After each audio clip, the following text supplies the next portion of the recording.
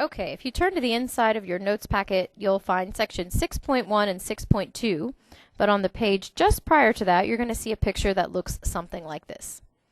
Now, this is a graph, and we have a couple of rules that we're going to try and follow. Here's my challenge to you. I want to know, can you travel to each vertex exactly once? Each vertex. You can't cover any edge more than once, so I can't go here and then come back, for example. You don't have to use all the edges, so some edges can be left untraveled, and that's okay. And can you start and end at the same vertex, or in other words, can you make a circuit? Again, so our rule is we're trying to get to each vertex exactly once.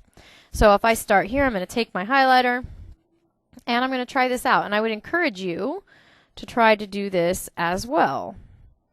Oh no, I'm stuck. All right, that didn't work.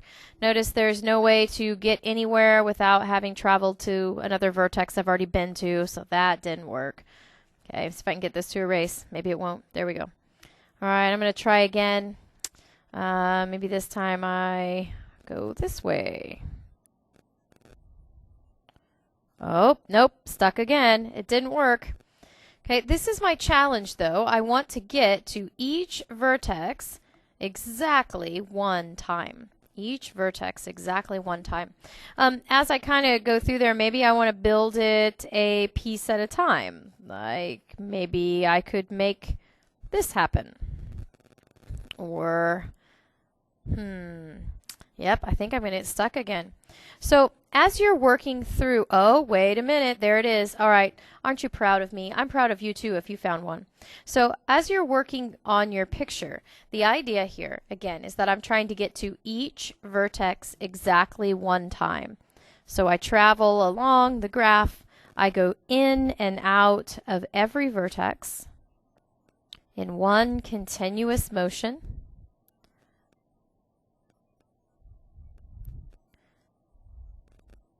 And if I go back and forth here, I've got a circuit. Notice that there are some edges that are untraveled, and that's okay. The important thing is that I got in and out of each vertex exactly one time. Now this situation right here that you're looking at on your paper on the inside front of your notes packet, this used to be a game, a board game that somebody created, and you had to move along, and the goal was to try and do this thing that we just did. This idea, though, is something called, and I just zoomed in a whole bunch. Isn't this a fun notes day today? Okay. This is called a Hamilton circuit. Okay. All right. So for today, we're going to be talking about traveling salesman problems and Hamilton circuits. The idea is that this game was created, and nobody really did much with the game, except, play it. It was just amusing. But some mathematicians got a hold of this and thought, I think this is something we can use for a Turing problem. So a traveling salesman problem or a Turing problem looks like this. A traveling salesman has clients in 5 different cities. He knows the cost to travel between each pair of cities, and he would like to start at his hometown, travel to each of the 5 cities, and return back home. What's the cheapest way to make that happen? So we would like to go to places, and there are lots of different ways to get to those places. What we would like to do is make a circuit, starting and ending at the same place, with the least amount of cost. That's our goal in this chapter. This is ultimately what we are trying to do. Now, in our toolbox, we have the skills we learned from Chapter 5, but we're a little bit different this time. So we're no longer concerned with traveling edges. We're traveling to vertices now. Remember from Chapter 5 that an Euler circuit covered every edge of the graph exactly once, and an Euler path covered every edge exactly once as well. The only difference was whether or not you made a circuit starting and ending at the same place, or a path that started in at different places. Now, a Hamilton path or circuit, when you put that word Hamilton in front of it, we are no longer concerned with edges. We are concerned with vertices. So a Hamilton path in a graph is a path that includes each vertex of the graph once and only once. A Hamilton circuit is a circuit, so that means it's going to start and end at the same place, that includes each vertex of the graph once and only once. At the end, it has to go back to the beginning, so that's a little bit of an exception. Now, something that isn't written here but is true is that means that untraveled edges are okay.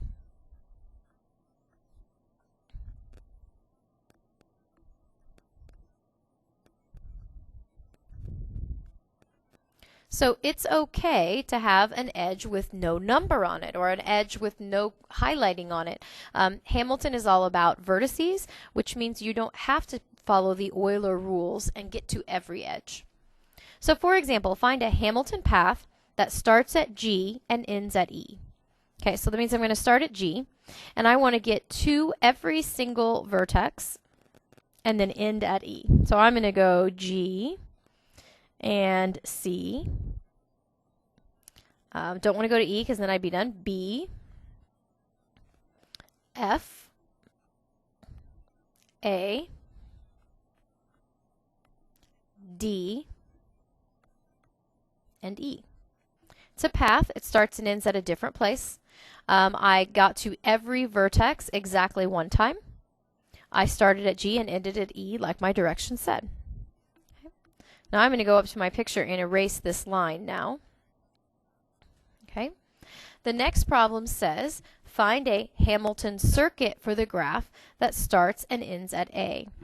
So what I'm trying to do is to start at A and to get to all of the edges in my graph, all of the vertices in my graph. So maybe I say A, F, B, C, G, D, E, A. I'm going to write that down. Okay. A, F, B, C, G, D, E, and then back home again to A. Notice that we got to every vertex exactly once. Notice that there are a few edges that are untraveled, and that's perfectly fine. It's a circuit because it starts and ends at A, so the only letter we see more than once is the starting and ending point in our circuit. Now, is there another way to write the same set of edges using the same starting vertex? So if I wanted to explain this picture, but not say A, F, B, C, G, D, E, A, excuse me, I could still do that by writing it the other direction. So this same picture could be described as A, E, D, G, C, B, F, A. Writing a circuit backwards is called a mirror image. And technically, in terms of counting, these are considered to be different answers. Okay, so a mirror image. So I just took the same exact picture and I rewrote it so that it's traveling sort of in a counterclockwise direction instead of in a clockwise direction. Now I could take this exact same set of edges and I could write it so it has a different starting place. So right now my circuit starts and ends at A, but let's say I wanted to, I don't know, start and end at C.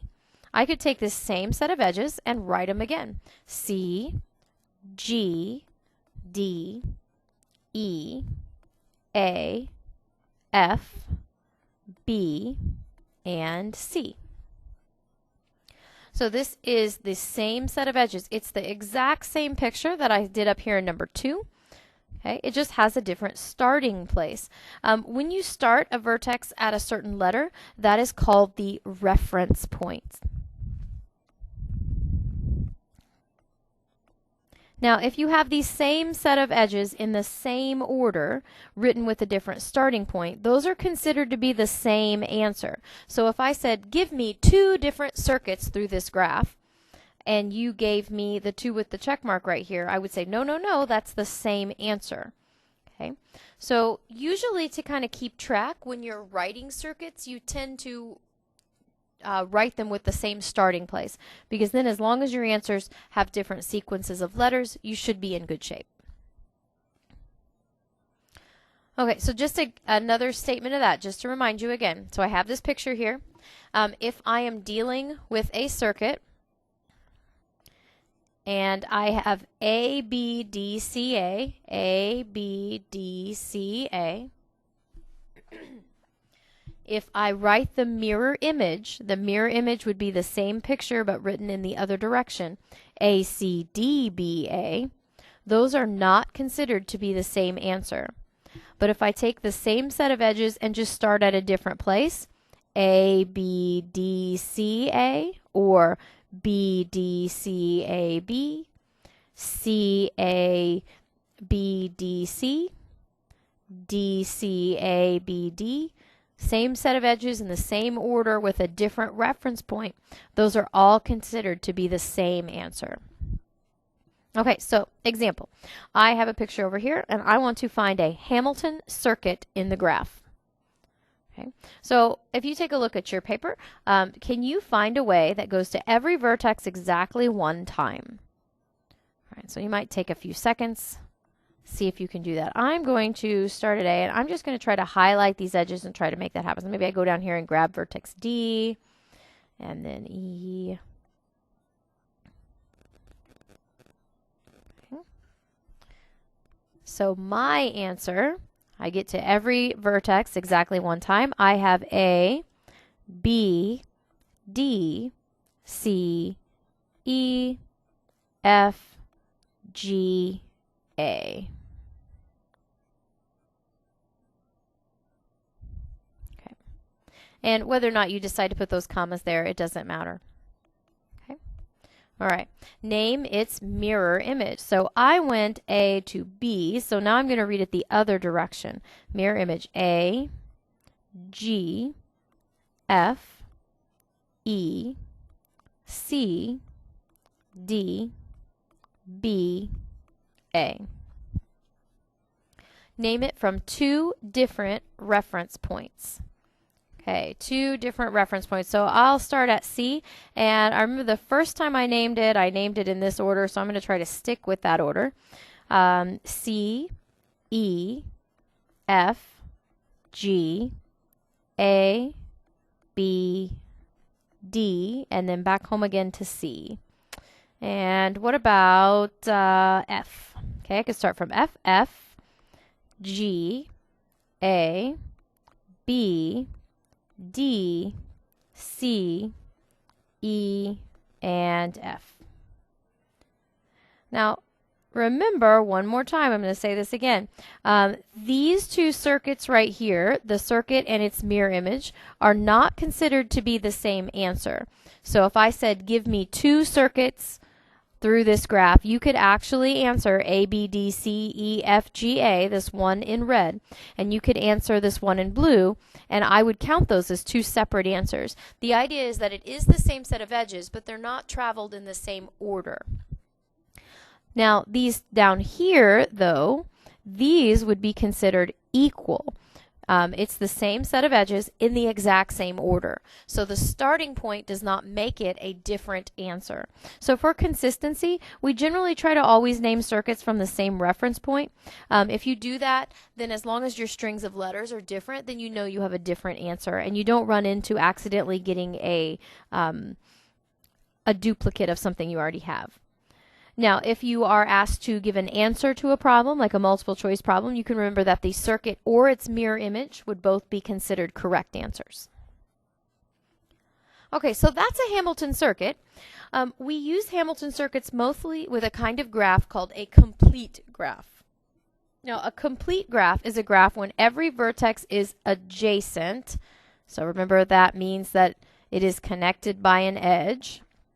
So every vertex is connected to every other vertex in the graph.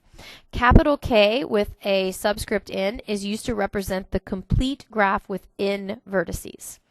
So if I asked you to draw K sub 3, that means draw a graph with 3 vertices where every vertex is connected to every other vertex. All right, so let's draw that in. Here's my 3 vertices. I'm going to connect that vertex to the other 2 and this vertex to the other 2. There's my complete graph. I could do K sub 4, so every vertex is connected to every other vertex. K sub 5, every vertex is connected to every other vertex. You can kind of double check, 1, 2, 3, 4, 1, 2, 3, 4, etc. So every vertex is connected to every other vertex. Oh, I missed that one. Let's make that point bigger. Okay. So I'm just going to go around and make sure each of my vertices is connected to each of my other vertices. Now you can see that as you start to add vertices to the graph, you get a lot more edges. So the graph becomes more complicated as you go through that.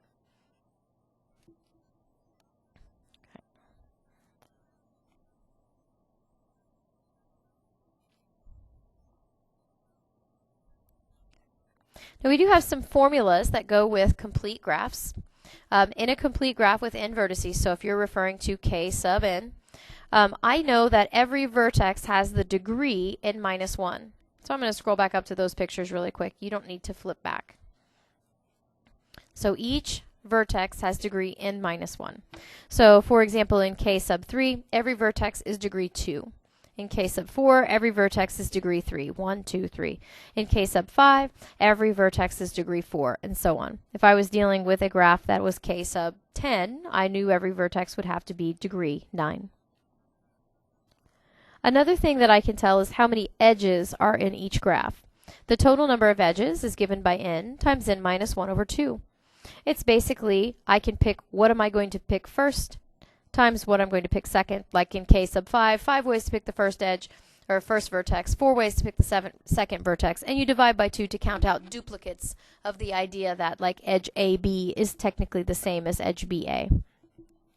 The total number of Hamilton circuits, which we're going to be very interested in this chapter, now this includes mirror images, the same edge written backwards, or same circuit written backwards, is n minus 1 factorial. Okay, so how many Hamilton circuits are there? Hamilton circuits n minus 1 factorial are there in k sub 3. Okay, so I would take 3 minus 1 factorial. That's 2 factorial. You don't even need a calculator for that. 2 times 1 is 2. In k sub 4, there would be 4 minus 1 factorial. That's 3 factorial. That's 3 times 2 times 1, which is 6. K sub 5, 5 minus 1 factorial. That's going to be 4 factorial. 4 times 3 times 2 times 1, 24. K sub 6, these numbers are growing really fast. It'd be 6 minus 1 factorial. That's 5 factorial. Now remember, you have a factorial button on your calculator, so if you don't have 5 factorial memorized and you don't really want to do 5 times 4 times 3 times 2 times 1, you can punch in that factorial button. We used those in chapter 2 when we talked about Shapley-Shubik. You get 120. And if you go even farther to 10 here, 10 minus 1 factorial, it's 9 factorial. That is 362,880.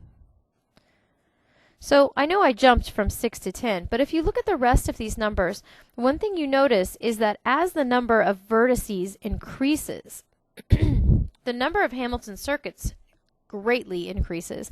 That's a typo. That should say vertices right there. So if we're looking for the absolute best Hamilton circuit, we need to have a plan for this. If I know that in a traveling salesman has 5 cities, and that means there's 24 different possibilities of getting all the way around that graph, that's a lot of answers to check. And furthermore, if he adds one more city, now we're up to 120 different routes through all of these cities. I don't really want to have to take the time to calculate each of those, so I need another plan. And that's really what this chapter is going to be about if I know that I want to get through 10 cities, start it somewhere, go through 9 other cities, and come back home again. I really don't want to check all 362,880 possible routes through all those cities to get a good answer. I need a shortcut. I need another way that promises me an answer that, while it may not be the best answer, maybe it'll be good enough. Okay, a couple other uses of these formulas. If I want to know how many edges there are in k sub 19, I've got this formula n times n minus 1 over 2. So if there are 19 vertices, the number of edges would be 19 times 19 minus 1, that's 18, divided by 2. In my calculator, if I do 19 times 18 divided by 2, I end up with 171 edges. Now, I didn't mind drawing k sub 3 and k sub 4, and even k sub 5 and 6 weren't all that bad. We did those a couple pages ago. But I do not want to draw 171 edges on something. And furthermore, if I'm talking about 150 vertices, it's hard enough to think about putting 150 dots on a page. Can you imagine how many edges it's going to take to complete this? So that would be n times n minus 1, 149, divided by 2. 150 times 149 divided by 2. Okay, and I get 11,175. That's the number of edges in the picture. So if each one of those edges represents an airfare, a flight, or a mileage between two cities, that's a lot of data to collect. We can also work these formulas backwards, and we're going to do this using a little bit of guess and check. Okay. All right, so the first question says, if K sub n has 5,040 Hamilton circuits, how many vertices does it have? Okay, so I know my formula says that the number of Hamilton circuits is n minus 1 factorial. So I know that this answer has to come out at the end to 5,040. So I'm going to do a little guess and check.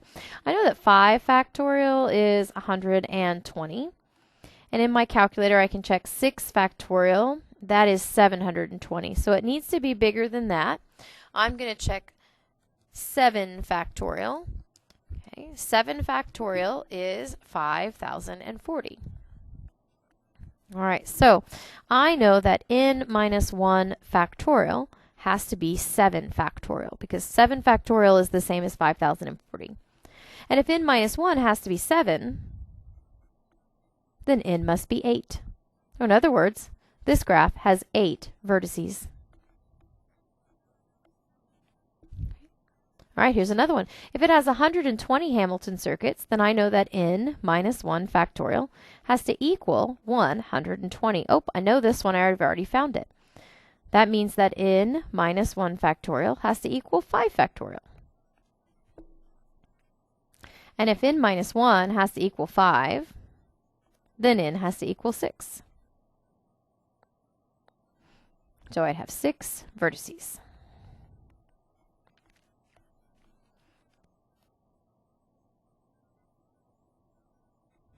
Okay. The next two say K sub n has 990 edges. All right, well, I know the formula for edges is n times n minus 1 over 2. So I know that n times n minus 1 over 2 has to equal 990. So you could just start guessing in this spot. You could say, okay, well, could n be 20?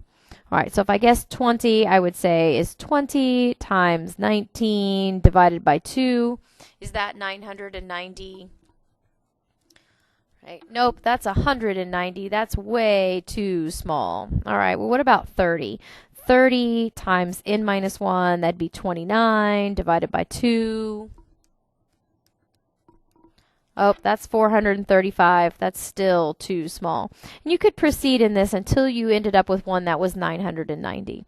Okay, now here's a little trick that I like to use. So I'm going to take and multiply both sides of my equation here by 2. That's going to eliminate this 2 on the left-hand side. It's going to cancel out. Give me n times n minus 1 equals 1890.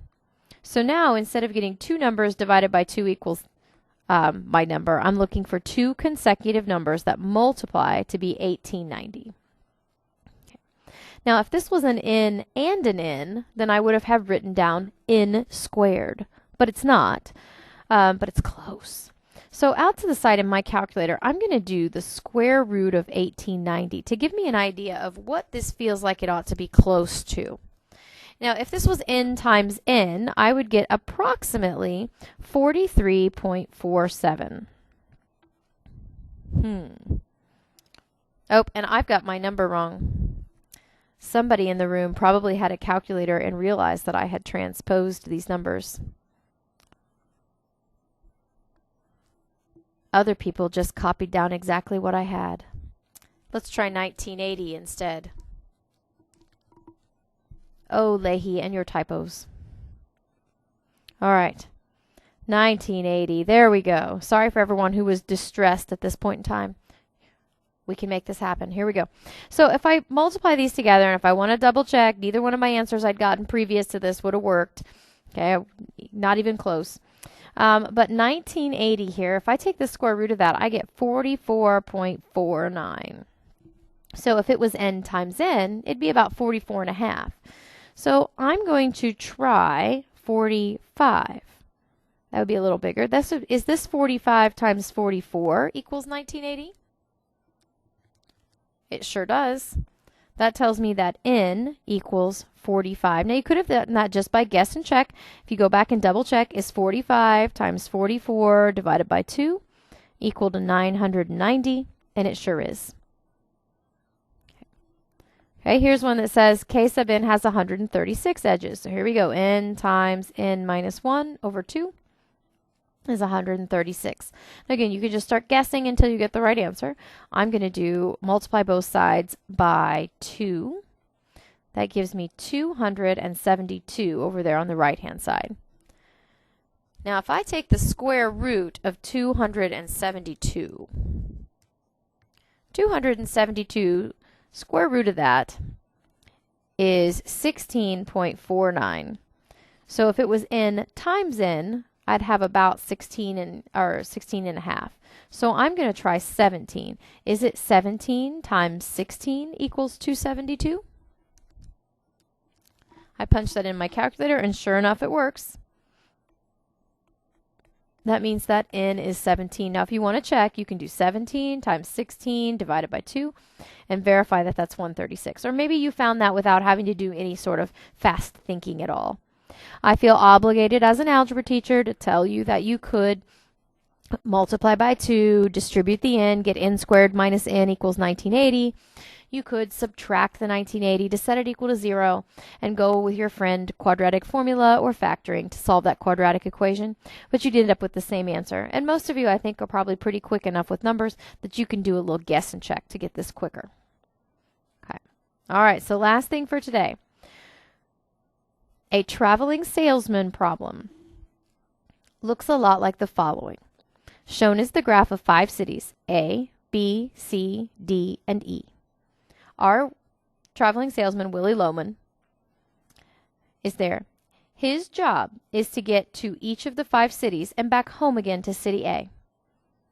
He wants to go to each city exactly once, and he would like for the trip to be as cheap as possible.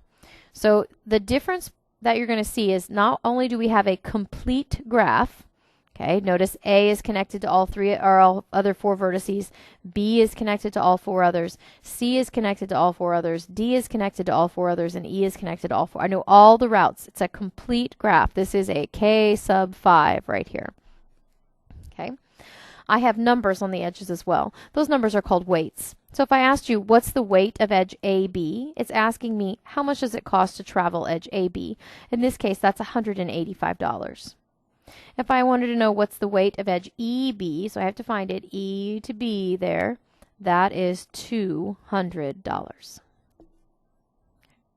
Now, if I wanted to find a Hamilton path that started at A and ended at D and what its weight is, I would start off by finding the path. Let's say, I'm going to make this up, A, E, C, B, D. A to E, E to C, C to B, B to D. And I would find those edges. A to E is 133 plus E to C, I lost that one, there it is. E to C is 120 plus B is 121 plus B to D is 150. Can take those numbers and put them in my calculator. A to E, 133. E to C, 120. C to B, 121. And B to D, 150. I end up with 524.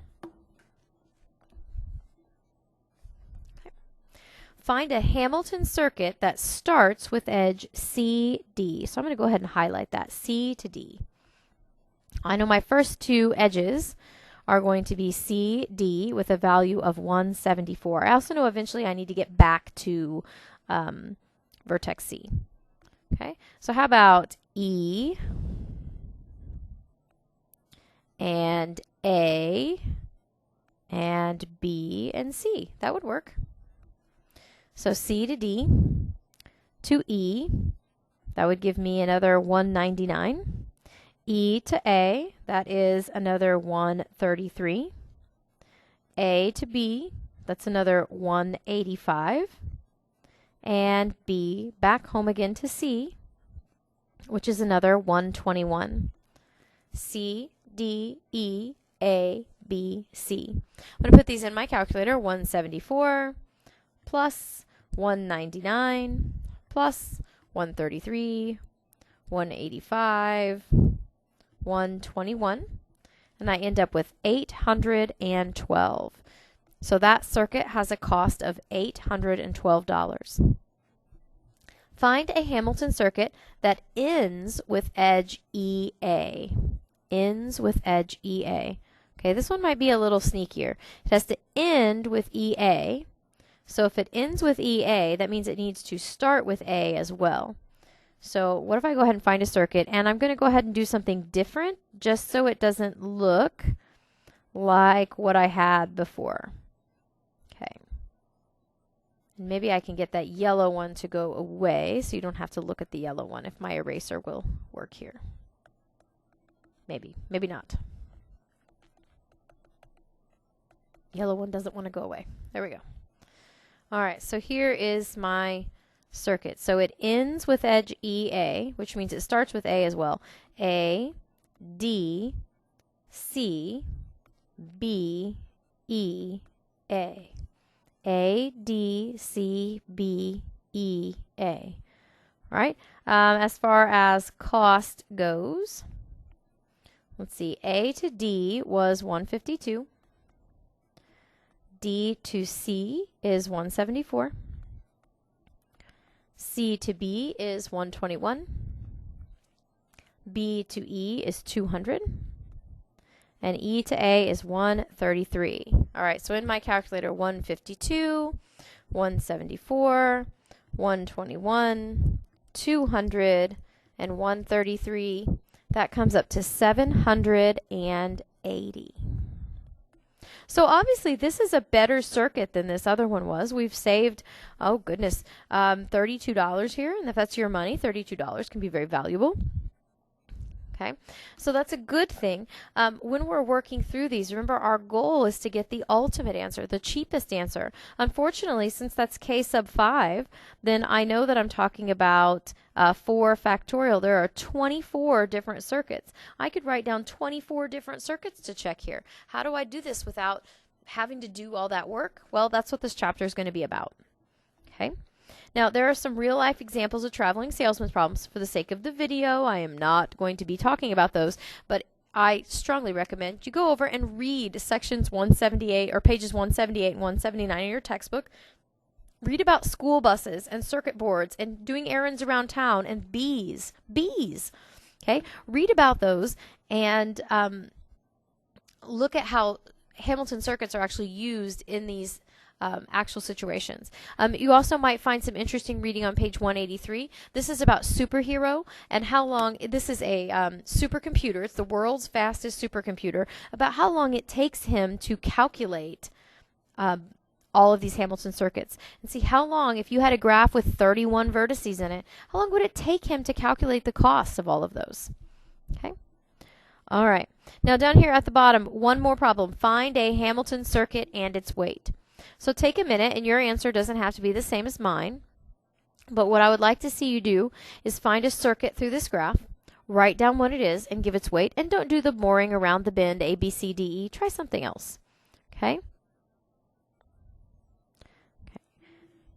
All right, so see if you can find one. Your answer doesn't have to be the same as mine. I'm going to write down A, D, B, E, C, A. A, D, B, ECA. Yours doesn't have to be this. Yours can be something else entirely. A to D is 19.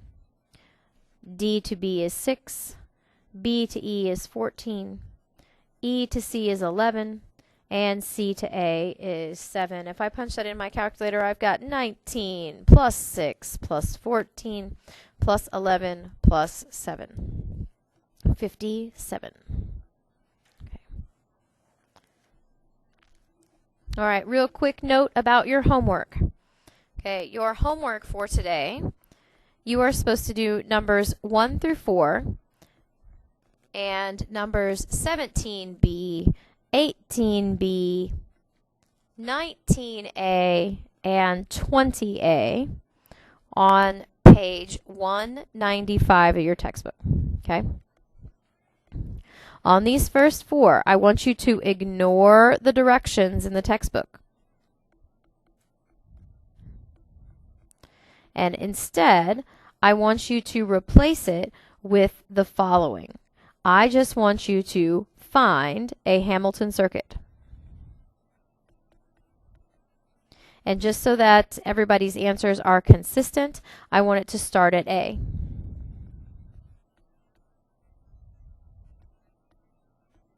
Okay, so find a Hamilton circuit from vertex A.